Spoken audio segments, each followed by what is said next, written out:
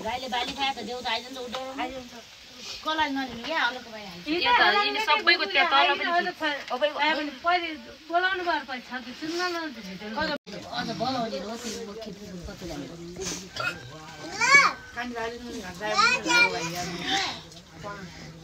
होला दिजु न त मुइन के गर्नु के पनि जगुन छ त ओइ के ऊ हिँड्छ बाहिर दे लाए बोइ हुन्छ झन् पियो भने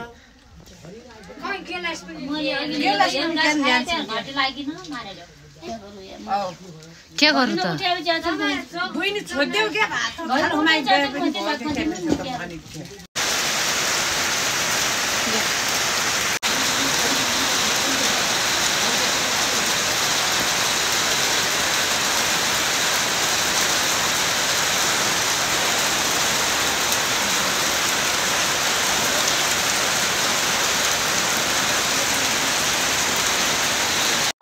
हुँदै हुँदै लसुन होइन पानी ल्याए बरु जा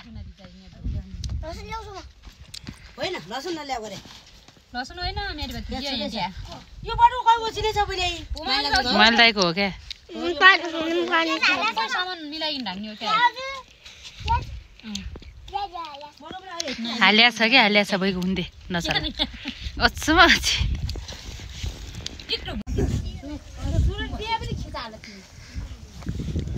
यस्तरी न चुरोट बान्ने रहेछन् भन्नु के गाई यस्तो चलन पनि हुँदो रहेछ भन्नु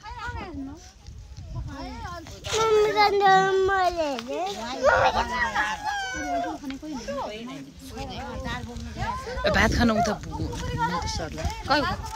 शनिबार भैया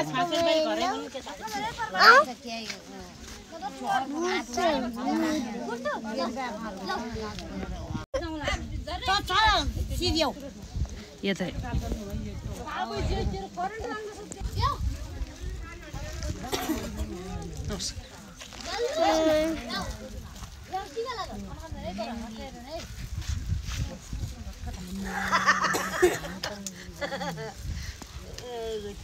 हामी घर आफै खाने हो गाउँदाहरू तिनीहरू तिनीहरू आफै ल्याउँछन् आफै खान्छन् क्या तलतिर त त्यो हामीले त यहाँ ओर्न खाना पिना दिने हुन्न त्यहाँ त ठेक्कामा दिदी त्यसरी हामीले केही कमै नछ नि आफै गर्ने बस बस ठेक्कामा हो क्या अन्नी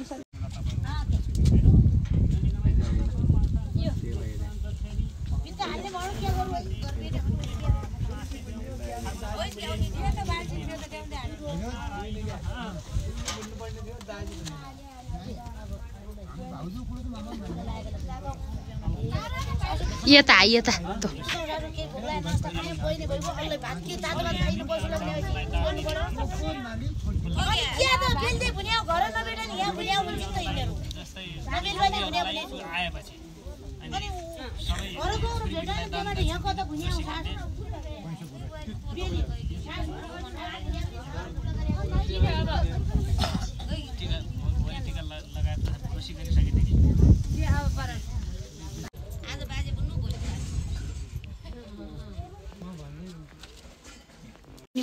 देउताले भुल्यो भुल्यो र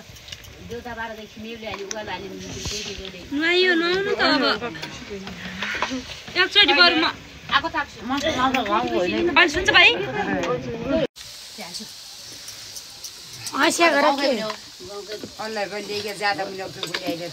यो लग लाइसेन्स गरे पानी माया पनि के तपाईँ दादा पनि नलिनु भने आऊ मैले केही हुँदैन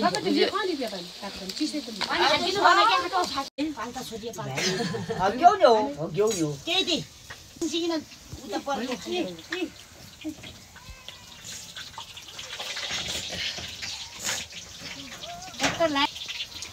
त्यहाँको नि मैले झिपेछन्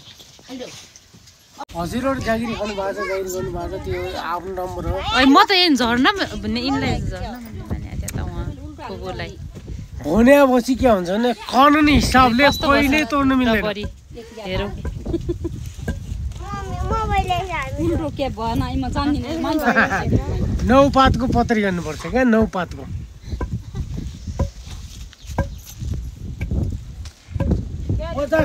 नौपात गर्नुपर्छ नौपात तपाईँहरू बाहुन भए के काम तपाईँहरूको भन्नु जय शिवराम भने म अनि के भन्नुपर्छ भने त्यो